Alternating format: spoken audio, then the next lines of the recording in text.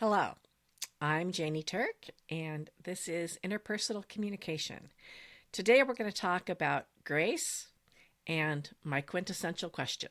So let's get ready talking turkey.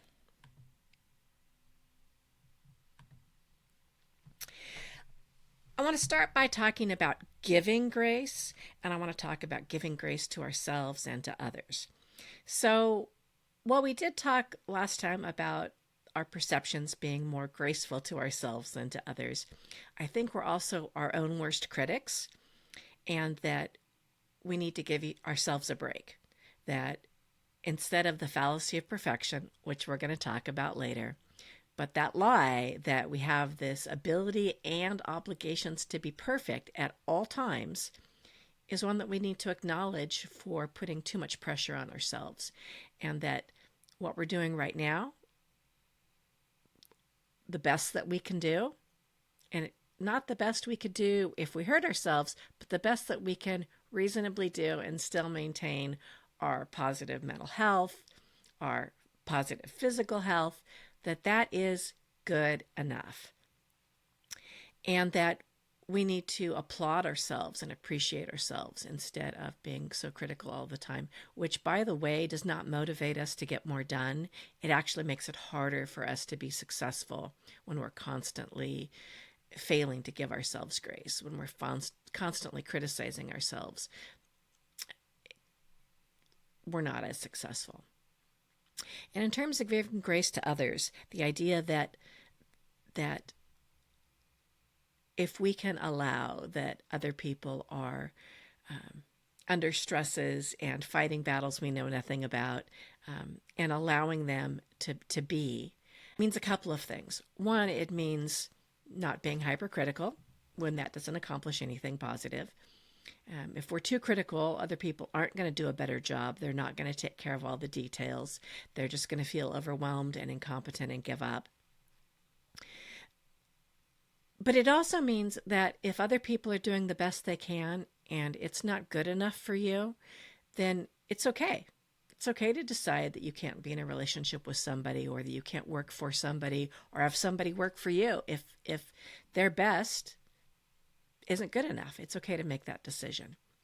I think, though, as a general rule, to say that we're going to give grace to ourselves and others helps us all to be our most successful person. And so giving grace is the very beginning of this process. And up next, I have some specific steps, not for giving grace, but for leaving with grace. So let's start by talking about the reasons that I want you to leave with grace and acknowledging the exception. So, leaving with grace is not for dangerous situations. Statistically, we know in domestic violence cases that the most dangerous time is when the victim is attempting to leave. So, in dangerous situations, I don't want you to leave with grace. Instead, I want you to ghost. So if you have determined that this relationship is physically or mentally dangerous for you, don't get in that fight. Find ways to get help and leave in a way that is as invisible as possible. In all of the other situations, though, I want you to leave with grace.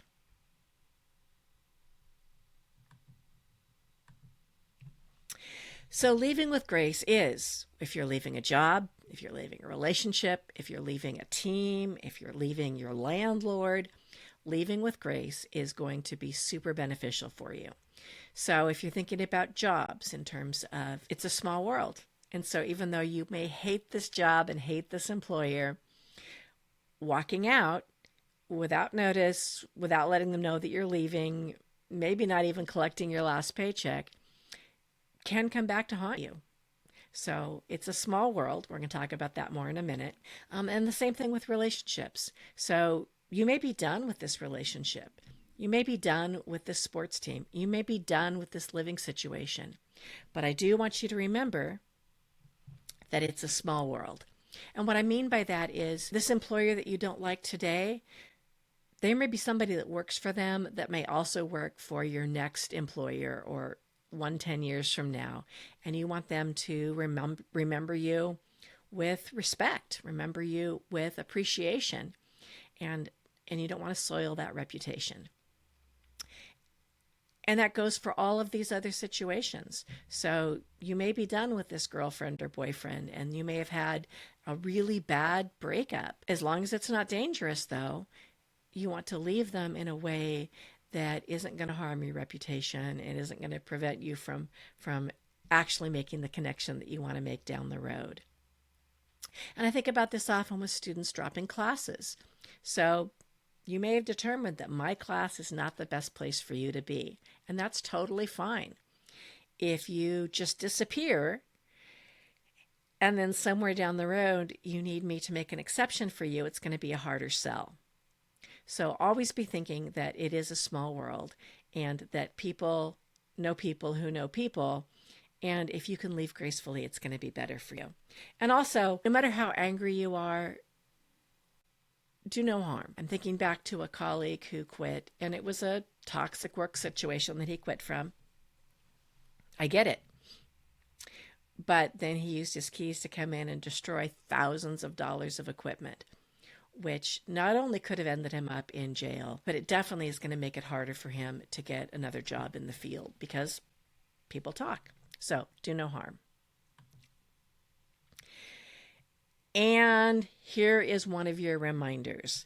Remember, other people cannot give you closure.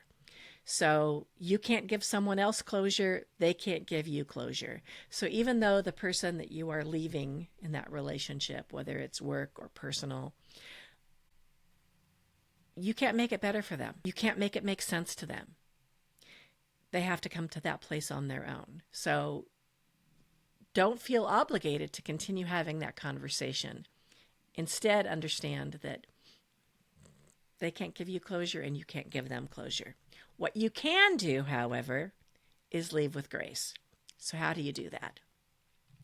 So the first step is making the decision to leave. This is not the time or the place to negotiate. So if you're thinking about leaving the job and you're hoping by floating that idea that your employer negotiates a better salary for you, this is not the place to leave with grace. Instead, let's use those assertive message skills to talk about what it could look like for you to stay and what it would take for you to stay. And the same thing goes with interpersonal relationships. If you're at a crossroads in your relationship and either this has to happen or you're out of here, don't present that as I'm getting ready to leave. Instead say, this is a big deal for me and we need to talk about the impacts of that. We'll talk about the assertive message later on. Don't leave with grace if it's a negotiation for you, though. So start by, you have definitely made the decision that you are, in fact, leaving this relationship.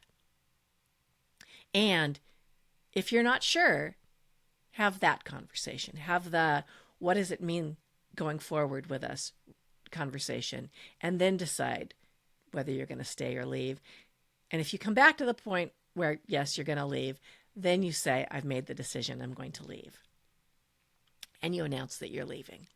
So this is the end of the road for me. I'm going to be leaving. You don't need to give reasons why. Let me say that again. You do not ever need to explain why you're leaving. In fact, I strongly advise you against it. Understand that giving notice at a job can be good or risky. I'm old, so when I was growing up in the workplace, it was standard that you would give 2 weeks notice. And some of you may have heard of that. And when it's possible and it's going to work out, it's still something that I would encourage you to consider. But a lot of employers today are going to say, no, we're good.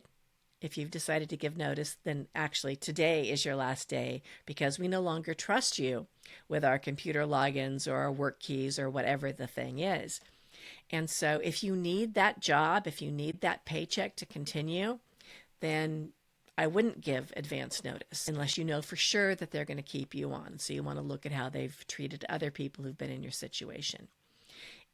Or if you have the flexibility with your next job, if your next employer said you can either start tomorrow or 2 weeks from tomorrow, terrific. Then you can play that long game.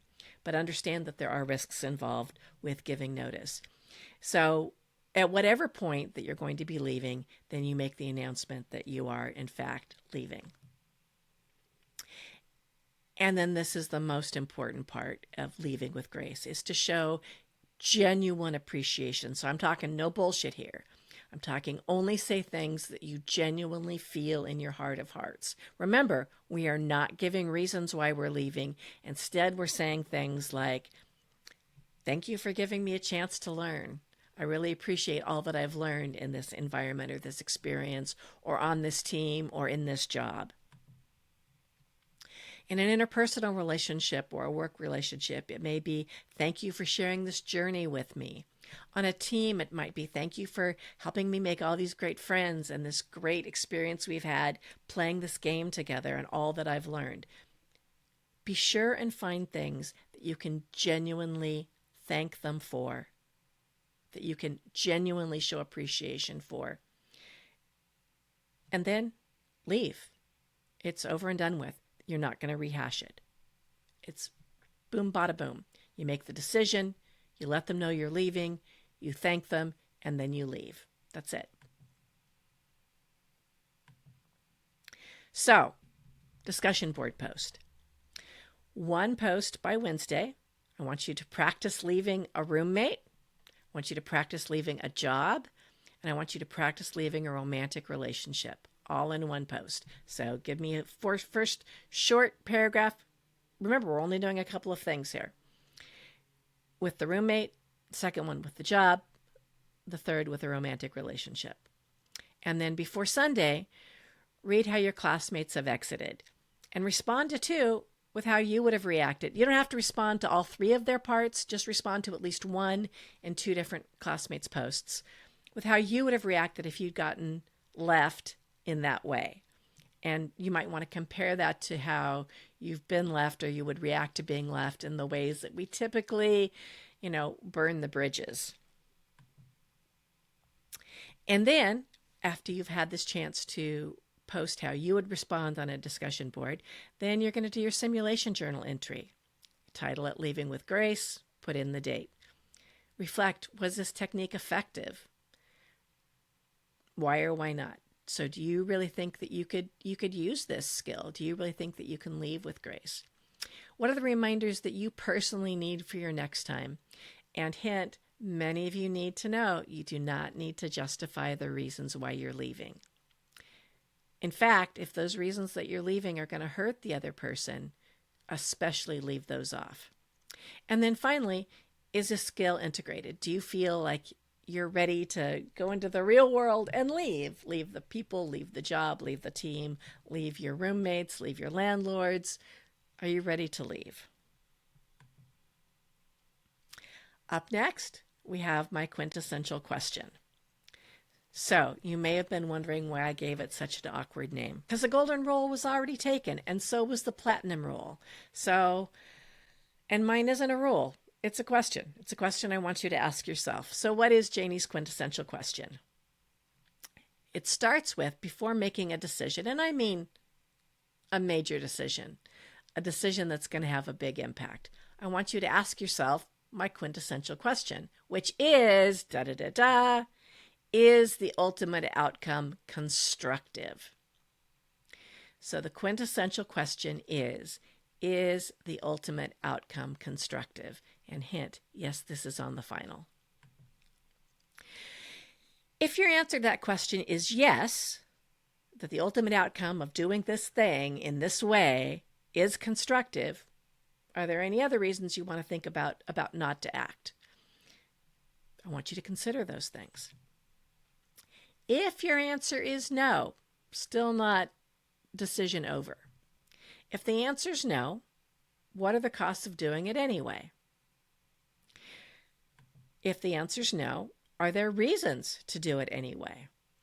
And you're going to go through this thought process and take a look at the situation. So for instance, you're at a new job and the boss tells a racist or sexist joke. Calling them on it might not have ultimate outcomes that are constructive. You, in fact, might end up being targeted and fired. And so you might say, those are the costs of doing it anyway. And are there reasons to do it anyway? Do I want to keep a job? where I'm going to be subjected to that. So you might decide that even though the answer is no, the ultimate outcome is not constructive, the way that I feel about myself means that I have to do it anyway. In a situation where the ultimate outcome is likely to be constructive, for instance, deciding to go ahead and apply for a job, is there any reason not to act? And so you might want to think, well, if I apply for this job and I don't get it, maybe my current employer will find out, and that could affect my current employment. So I might not want to apply for this job, but I probably will. So it's just more about the thought process than it is about whether or not you should do the thing. Because I think it's perfectly appropriate to make decisions to act or not act based on what you want. What I don't think is okay is to randomly just bounce around life, doing things and not doing things without ever consciously making a decision. So this is more about the decision-making process. So after you've gone through is the ultimate outcome constructive conversation, then decide, make a decision on what you're willing to do or not do. So this week, we have no chapter notes. There's nothing that you're doing in your textbook. For those of you that are behind, this is a great week to catch up on your reading and on your chapter notes. There, of course, was a simulation journal. And if you want to work ahead, up next week is the chapter note on language. So remember, do your discussion board posts. Come back and visit it, so do it twice. Post your original Leaving with Grace. Come back and reflect on some classmates. Definitely practice Leaving with Grace. Do some thought about the quintessential question. You can read ahead if you want, or read behind if you want. Let me know if you need help. I know several of you, I've posted my cell phone number, and certainly I'm happy to meet with any of you at any time. So let's talk Turkey. Have a great week.